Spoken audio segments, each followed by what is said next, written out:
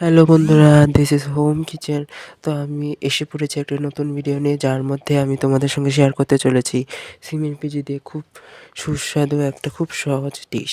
তার জন্য প্রথমেই আমাদের লাগবে সিমের বিচি, সঙ্গে আমি এখানে নিয়েছি কোয়াশকে আগে থেকে সেদ্ধ করে, আর লাগবে ধনেপাতা।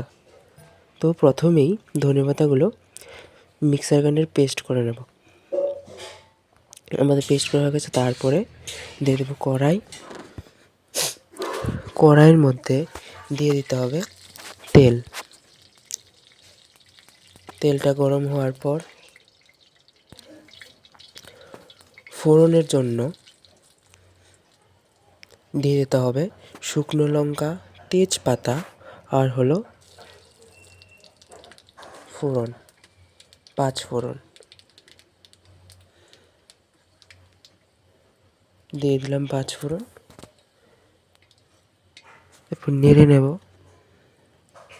নেড়ে এটার মধ্যে দিয়ে দিতে হবে সিমের বিচি আর কোয়াশ সেদ্ধ, দিয়ে এগুলিকে ভালো করে নেড়ে নিতে হবে।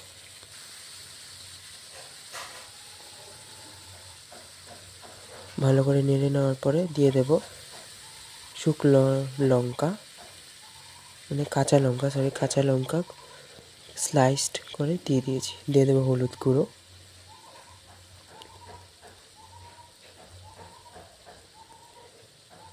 দিয়ে দেব জিরে গুঁড়ো, আর দিয়ে দেব স্বাদ মতো নুন।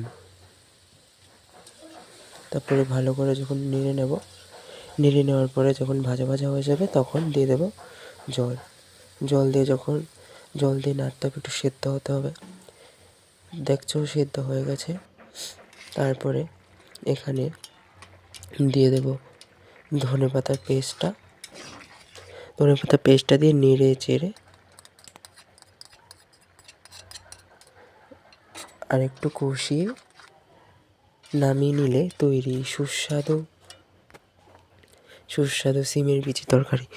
কীরকম লাগলো ভিডিওটা জানাবে, আর সাবস্ক্রাইব করবে, লাইক করবে, শেয়ার করবে। আর দেখা হচ্ছে নেক্সট ভিডিওতে। Thank you, by.